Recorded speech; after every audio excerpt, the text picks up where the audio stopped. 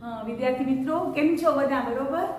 હવે આપણે આજે ધોરણ 12 માં ચેપ્ટર નંબર 5 એમાં સાતત્ય ટોપિક ચાલુ કર્યો છે.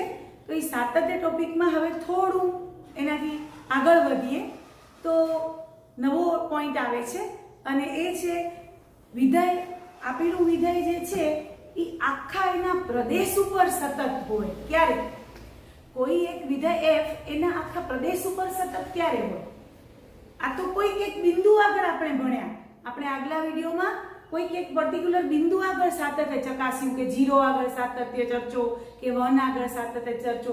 પણ હવે આપણે આપેલા વિધેયનો પ્રદેશ પછી ગમે તે હોય, પ્રદેશ એકાકી ગણે હોય, પ્રદેશ બે ઘટકોથી બનતો ગણ હોય, પ્રદેશ સમૃદ્ધ અંતરાલ હોય, પ્રદેશ અનંત ગણ હોય, પણ આપણે અહીંયા હવે પ્રદેશ ઉપર પ્રદેશ અનંત ગણ પણ હોઈ શકે. તો એ આખા પ્રદેશ ઉપર સતત છે એ કેમ ચકાસી શકાય એ આપણે જોશું. એક બિંદુ આગળ ચકાસતા જોયું, હવે આપણે પ્રદેશ ઉપર આપેલું વિધેય કેમ સતત છે એ આપણે ચકાસશું. તો આપણે એમાં એક પહેલો પોઈન્ટ લઈએ છીએ કે જો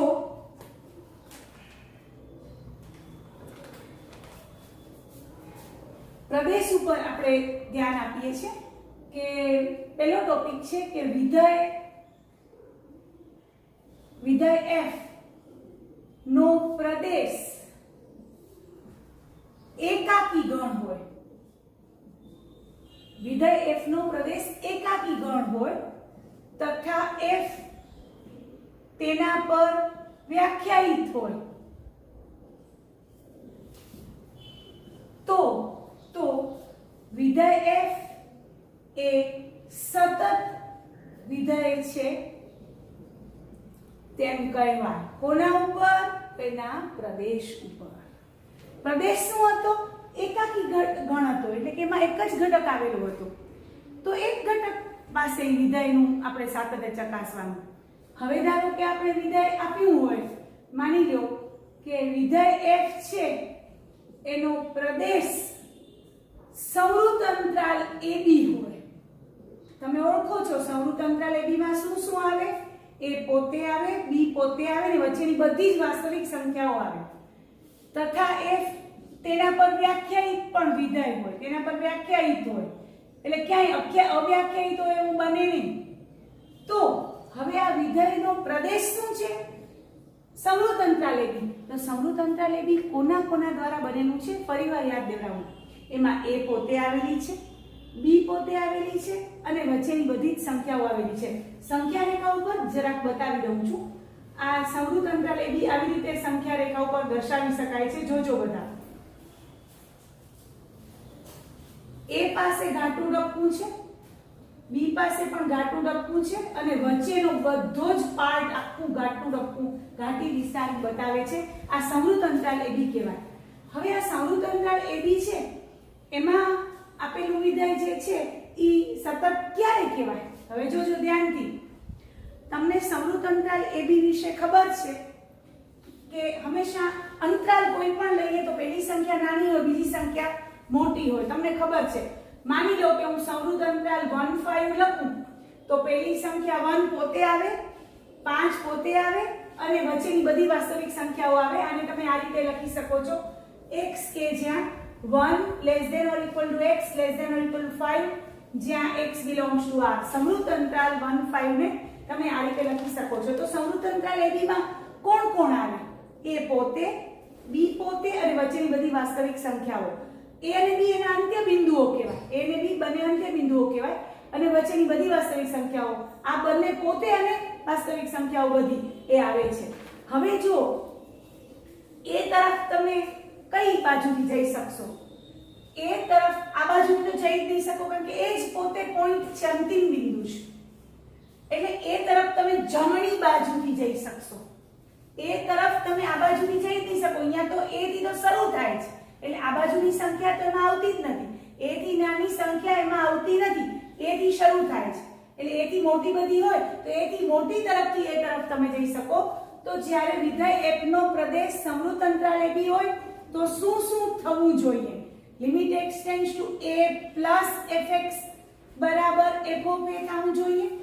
તમને ખબર પડી ગઈ કે એ તરફ જમણી બાજુથી જ જવાશે એટલે limit x tends to a plus f of x બરાબર f ઓફ a થવું જોઈએ. હવે b તરફ વિચારો, b તરફ તમે આ બાજુથી b તરફ તો જઈ નહીં શકો કારણ કે b તો છેલ્લું પોઈન્ટ છે. તો b તરફ તમે કઈ બાજુથી આવી શકશો? ડાબી બાજુથી. એટલે તમે limit x tends to b minus f of x બરાબર f ઓફ b થવું જોઈએ. અને ઉપરાંત વચ્ચેની બધી જ સંખ્યાઓ પ્રત્યેક c belongs to વિવૃત અંતરાલ ab માટે f એ સતત હોય. જો આ ત્રણે ત્રણ શરતનું જો પાલન થાય limit x tends to a plus fx બરાબર f ઓફ a, કારણ કે એ તરફ તમે આ બાજુથી જ જઈ શકશો. આ બાજુ તો એ જ પોતે લાસ્ટ પોઈન્ટ છે એટલે આમથી તો આવી જઈ શકો. એટલે આ બાજુથી જમણી બાજુથી એ તરફ ગયા એટલે limit x tends to a plus f of x બરાબર f ઓફ a આવશે. b તરફ તમે ડાબી બાજુથી જ જઈ શકશો કારણ કે આ સાઈડ તો એ લાસ્ટ પોઈન્ટ છે એટલે જમણી બાજુથી તો b તરફ જવાશે નહીં એટલે limit x tends to b minus f of x બરાબર f ઓફ b થવું જોઈએ. અને વચ્ચેની બધી જ વાસ્તવિક સંખ્યાઓ પ્રત્યેક c belongs to વિવૃત અંતરાલ ab, કારણ કે વચ્ચેની સંખ્યાઓ એટલે વિવૃત અંતરાલ ab છે માટે પણ વિધાયક સતત હોય. જો આ ત્રણે ત્રણ શરતનું પાલન થાય તો વિધાયક એ સંવૃત અંતરાલ ab પર સતત છે તેમ કહેવાય. મેં તમને કહ્યું કે પ્રદેશ ઉપર આધારિત છે. પ્રદેશ એકાકી ગણ હોય તો એક જ ઘટક ઉપર વિધાય વ્યાખ્યાયિત છે તો એના માટે લિમિટ એક્સટેન્ડ ટુ એક ઘટક તરીકે ધારો કે માની લો c છે તો limit x tends to c f of x બરાબર f ઓફ c થાય. ધારો કે f નો પ્રદેશ સંવૃત અંતરાલ ab છે. સંવૃત અંતરાલ ab માં શું શું આવે? a પોતે આવે, b પોતે આવે અને વચ્ચેની બધી જ વાસ્તવિક સંખ્યાઓ આવે. તો આના ઉપર સતત ક્યારે કહેવાય? આખા સંવૃત અંતરાલ પર. તો આવી રીતે ભાગ પાડવાના. Limit x tends to a plus fx બરાબર f ઓફ a થવું જોઈએ. Limit x tends to b minus f of x બરાબર f ઓફ b થવું જોઈએ. અને પ્રત્યેક c belongs to ab વિવૃત અંતરાલ માટે પણ વિધાયક સતત હોય. આ ત્રણે ત્રણ શરતનું પાલન થાય તો સંવૃત અંતરાલ ab પર વિધાયક સતત છે એમ કહેવાય. મેં કહ્યું એમ કે પ્રદેશ ઉપર હવે આધારિત આપણે એક્ઝામ્પલ ગણશું. પ્રદેશ r પણ હોઈ શકે. પ્રદેશ r હોય તો r માં કેમ ભાગ કરશું તો આપણે દરેક એક્ઝામ્પલમાં આવશે એમ આપણે કરતા જશું. તો બધા આ બંને પોઈન્ટ્સ યાદ રાખી લેશે. હવે આપણે એક્ઝામ્પલ નંબર ઉદાહરણ નંબર 7 માં પહોંચ્યા છીએ. હવે ઉદાહરણ 7 બધા જોશે ધ્યાનથી. NCERT ની બુકમાં આપણું ઉદાહરણ નંબર 7 છે. fx બરાબર mod x સતત વિધાયક છે આવો પ્રશ્ન છે. તો તમે હમણાં જ ઉદાહરણ આપણે કર્યું હતું એમાં x બરાબર 0 આગળનું સાતત્ય ત્રીજા ઉદાહરણમાં આપણે x બરાબર 0 આગળ ત્રીજા ઉદાહરણમાં શીખ્યા હતા. હા, ઉદાહરણ 3 માં કે mod x fx બરાબર mod x અને x બરાબર 0 આગળ સાતત્ય ચર્ચો. અત્યારે આપણી પાસે રકમ આવી છે ઓના કરતા થોડીક અલગ. ઉદાહરણ 7 માં રકમ છે fx બરાબર mod x સતત વિધાયક છે. ઓમાં x બરાબર 0 આગળ આવ્યું હતું, એક બિંદુ આપ્યું હતું. અહીંયા તો હવે આમ પૂછ્યું એટલે તમને બધાને ખબર છે માનાંક વિધાયનો પ્રદેશ r છે. તો r ઉપર સતત છે કે નહીં એમ ચકાસવાનું. તો કઈ રીતે ચકાસવું? તો જો લખશું અહીં માનાંક વિધાય f r થી r fx બરાબર mod x તમને વ્યાખ્યા આવડે છે એ લખવાની. બરાબર x જ્યાં x greater than or equal to 0 બરાબર minus x જ્યાં x less than 0 દ્વારા વ્યાખ્યાયિત વિધાય છે. આ આપણે ખબર છે. હવે એનો પ્રદેશ શું છે? આ એટલે અનંત ગણ છે. તો હવે મારે બધા બિંદુ આગળ જોવાનું કારણ કે પ્રશ્ન શું પૂછ્યો છે? વિધાય fx બરાબર mod x સતત વિધાય છે એટલે એનો મતલબ કે આપણે પ્રદેશમાં એને ચકાસવાનું છે. તો આપણે ઉદાહરણ 3 માં શીખ્યા કે વિધાયક x બરાબર 0 આગળ તો સતત છે. તો લખશું અહીંયાથી તમને ખબર પડી જાય છે કે આ 0 આગળ સાતત્ય માટે વિચારવું હોય તો x બરાબર 0 આગળ આપણે ડાબી બાજુનું લક્ષ, જમણી બાજુનું લક્ષ અને વિધાયની કિંમત સાથે જોશું. તો અહીં વિધાય f એ x બરાબર 0 આગળ સતત છે એમ આપણે સાબિત કર્યું છે. કઈ રીતે બતાવું છું? સાબિત કરેલું બતાવું છું. અહીંયા ધ્યાન આપો. Limit x tends to 0 plus fx બરાબર આપણે ઉદાહરણ 3 સાબિત કર્યું છે, રિવાઇઝ કરું છું. fx ની જગ્યાએ mod x અને limit x tends two 0 plus mod x એટલે x, કારણ કે 0 થી મોટા તરફથી 0 તરફ આવે એટલે ધન સંખ્યા તરફથી 0 તરફ આવે એટલે આને નંબર 1 આપીએ. પછી limit x tends two 0 minus fx બરાબર limit x tends two 0 minus mod x બરાબર limit x tends two 0 minus mod x ની જગ્યાએ માઈનસ x બરાબર પણ 0 અને વળી વિધેયની કિંમત f of 0 I equal to 0 પાસે 0 આમાં ઇક્વલ ટુ છે તો અહીંયા મૂકો એટલે mod 0 એટલે 0. હવે એની નંબર આપો 3. તો મેં જે આ વાક્ય લખ્યું ને કે વિધેય x 0 આગળ સતત છે એ આપણે ઉદાહરણ દ્વારા સાબિત કર્યું અહીં આવ્યું. therefore 1 2 અને 3 પરથી therefore 1 2 અને 3 પરથી વિધેય f x 0 આગળ સતત છે. એટલે કે તમે સંખ્યા રેખા દોરો તો સંખ્યા રેખા પર 0 બિંદુ આવ્યું તો 0 આગળ સતત સાબિત થઈ ગયું. હવે 0 થી નાના પાસે સતત છે, 0 થી મોટા પાસે સતત છે એટલે આખો પ્રદેશ કવર થઈ જાય, આખો પ્રદેશ R કવર થઈ જાય. ઇક્વલ ટુ 0 પાસે સતત તમે સાબિત કર્યું. હવે તમે c લેસ ધેન 0 લેશો એટલે 0 થી નાના પાસે અને પછી c ગ્રેટર ધેન 0 લેશો એટલે 0 થી મોટા પાસે એટલે બધા અને આને નંબર આપી દેશું સ્ટાર. એટલે શું કે આપણે 0 આગળ સતત સાબિત કર્યું. હવે આપણે બે કેસ લેશું, c લેસ ધેન 0 પાસે અને c ગ્રેટર ધેન 0 પાસે.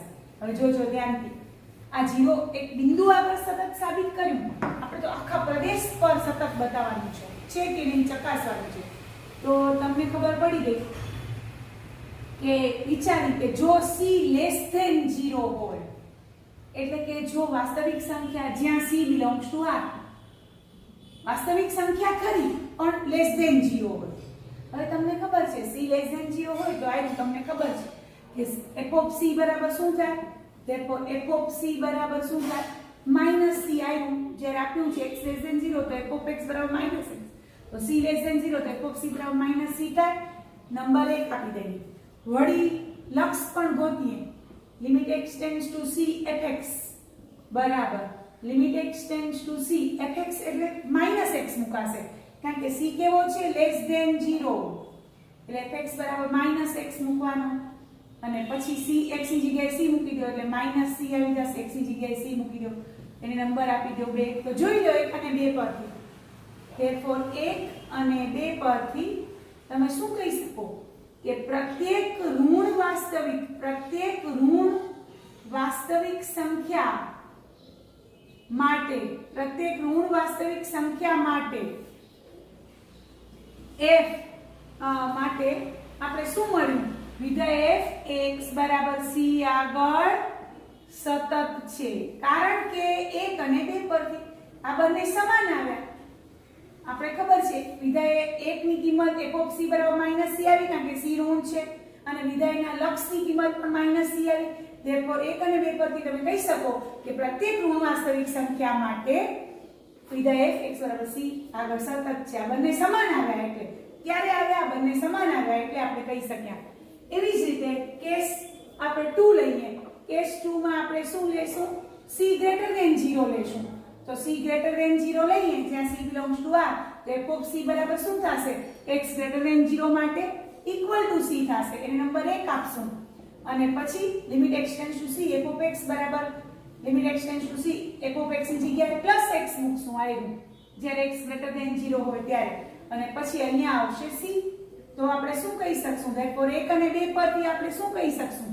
1 અને 2 પરથી limit x tends to c f of x બરાબર f of c થાય છે અને therefore આપણે કહી શકશું therefore પ્રત્યેક ધન વાસ્તવિક સંખ્યા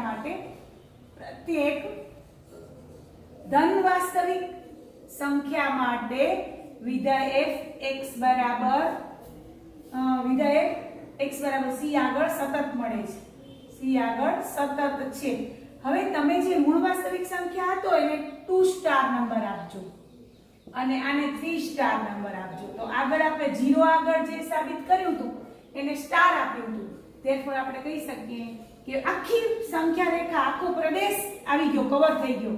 0 પાસે સતત બતાવ્યું, 0 થી નાની માટે બતાવ્યું 0 થી મોટી માટે બતાવ્યું આખો પ્રદેશ R કવર થઈ ગયો.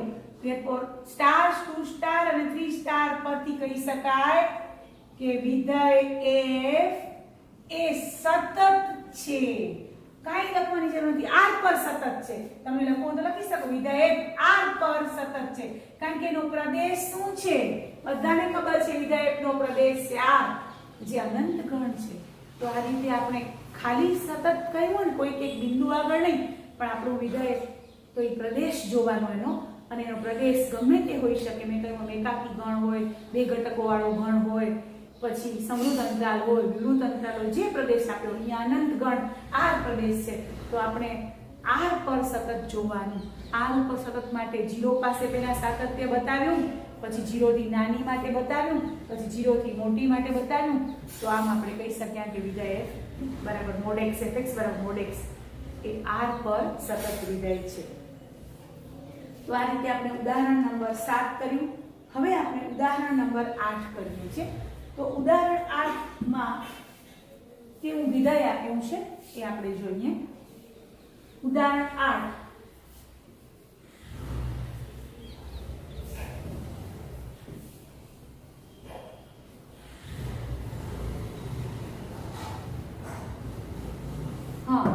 વિધેય છે fx બરાબર x³ + x² - 1.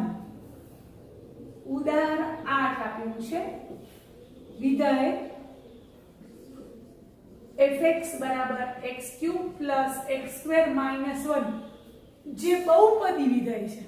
તો તમે મને એમ છે કે આપણે સાતત્ય થોડું ત્યાં ભણ્યા હતા 11મા ધોરણમાં, તો બહુપદી વિધેય હંમેશા સતત વિધેય છે, એમાં આપણે ત્યાં ભણ્યા હતા. અત્યારે આપણે ચેક કરીએ તો ના સાતત્યની ચર્ચા કરો એવું લખ્યું છે. ના સાતત્યની ચર્ચા કરો. હવે અહીંયા કાંઈ આપણે આપ્યું નથી, એટલે પ્રદેશ એનો બહુપદીનો પ્રદેશ પણ R જ હોય. તો અહીં લખશું, અહીં વિધેય f, અહીં વિધેય f એ પ્રત્યેક વાસ્તવિક સંખ્યા માટે વ્યાખ્યાયિત છે. તમે ગમે તે x ની કિંમત મૂકશો ને તો એના સામે fx નું મૂલ્ય મળશે. અવ્યાખ્યાયિત નહીં બને. પ્રત્યેક વાસ્તવિક સંખ્યા માટે fx એ વ્યાખ્યાયિત છે. પેલું લખ્યું.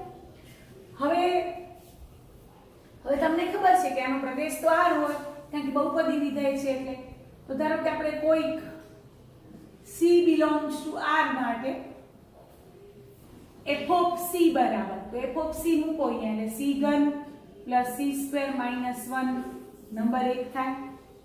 વળી limit x tends to c શોધો. f of x બરાબર limit x tends to c, f of x એટલે x³ + x² - 1, એમાં c x ની જગ્યાએ મૂકશો એટલે c³ + c² - 1 થાય. therefore તમે કહી શકો 1 અને 2 પરથી. આમાં ઓવી રીતે કઈ વ્યાખ્યાયિત કરેલું નથી, બે ભાગ પાડેલા નથી વિધેયના, કે ભાઈ માનાંક વિધેય જેમ બે ભાગ પાડેલા હોય કે mod x = x ક્યારે થાય જ્યારે x > 0, mod x = -x ક્યારે થાય જ્યારે x < 0. તો એવી રીતે વ્યાખ્યાયિત ભાગ કરેલા નથી. તો આપણે પ્રદેશના કંઈ કટકા નહીં કરીએ. પ્રદેશ આનો R છે. કોઈ c belongs to R માટે તમે લઈ શકો કે f of c બરાબર R, પછી એના પાસેનું લક્ષ ગોતો. તો તમે જોયું કે therefore 1 અને 2 પરથી તમે શું કહી શકે, આ limit x tends to c f of x બરાબર f of c થાય છે. અને therefore વિધેય f પ્રત્યેક વાસ્તવિક સંખ્યા પાસે સતત છે. બહુપદી વિધેય હંમેશા સતત હોય છે, યાદ રાખજો. જેમ મેં તમને કહ્યું અચળ વિધેય હંમેશા સતત વિધેય છે, એકમ વિધેય હંમેશા સતત વિધેય છે, એમ બહુપદી વિધેય પણ સતત વિધેય છે, કારણ કે એનો પ્રદેશ R છે અને કોઈ પણ વાસ્તવિક સંખ્યા માટે વ્યાખ્યાયિત છે. તો આ રીતે આપણે ઉદાહરણ નંબર 7 કર્યું.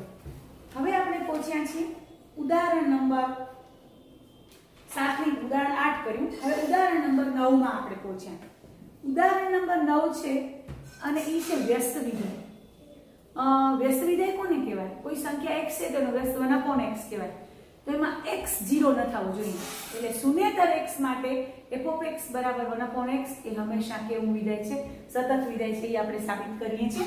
તો ઉદાહરણ નંબર 9 એને આપણે વ્યસ્ત વિધેય તરીકે ઓળખશું અને એ પ્રદેશમાં ખાલી શૂન્ય નહીં આવે, બાકી કોઈ પણ વાસ્તવિક સંખ્યા તમે લેશો તો એનું વ્યસ્ત અસ્તિત્વ ધરાવશે જ. તો આપણે લખશું ધ્યાનથી. ઉદાહરણ નંબર આપણા પાસે છે ઉદાહરણ નંબર 9. ઉદાહરણ નંબર 9 શૂન્યેતર વાસ્તવિક સંખ્યા x માટે f(x) બરાબર 1/x. શૂન્યેતર વાસ્તવિક સંખ્યા x માટે f(x) બરાબર 1/x.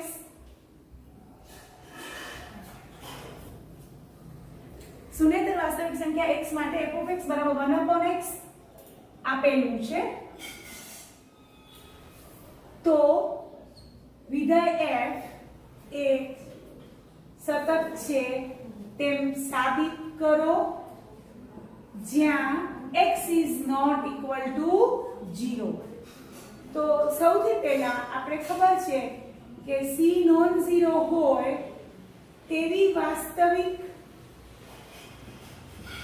સંખ્યા માટે f(c) બરાબર 1/c થાય એને નંબર 1 આપશું તથા limit x tends to c f(x) બરાબર limit x tends to c f(x) એટલે 1/x ત્યાં મૂકશું તો 1/c થશે એ નંબર 2 આપશું.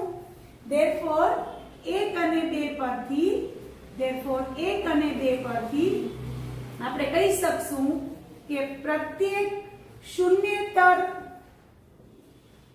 વાસ્તવિક સંખ્યા માટે વિધેય f(x) બરાબર 1/x એ સતત વિધેય છે. તો આ રીતે તમને મારો વિડિયો પસંદ આવ્યો હોય તો લાઈક કરજો, શેર કરજો અને મારી ચેનલને સબસ્ક્રાઇબ કરજો. Thank you.